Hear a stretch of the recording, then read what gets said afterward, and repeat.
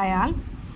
ఇక్కడ మజ్జిగ పులుసు చేస్తున్నాము. మా విలేజ్లో ఎలా మజ్జిగ పులుసు చేస్తారనేది ఇక్కడ చూపిస్తున్నాను. మజ్జిగని ఇలా చిలుక్కొని కొంచెం ఒక 2 టేబుల్ స్పూన్స్ నూనె, ఒక 2 మిరపకాయలు అలా తుంచి వేసుకున్న తర్వాత కొంచెం ఆవాలు, అలాగే మన ఇష్టము జీలకర్ర వేసుకునేటట్టయితే వేసుకోవచ్చు. జీలకర్ర, అలాగే పసుపు, ఆనియన్స్, పసుపు, కరివేపాకు, తర్వాత వచ్చి అంటే మిరియాలు, కొంచెం ధనియాలు, జీలకర్ర ఇవంతా వేయించి కొట్టిన పొడి, ఈ 3 అనేది వేసుకొని ఇవంతా ఆప్షనల్ అండి. లేదు అంటే మనము నూనె,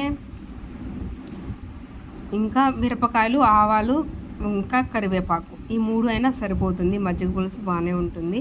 సో లాస్ట్లో గ్యాస్ ఆపేసిన తర్వాత ఇలా మన చిలుక్కున్న మజ్జిగ వేసుకుంటే మజ్జిగ పులుసు రెడీ.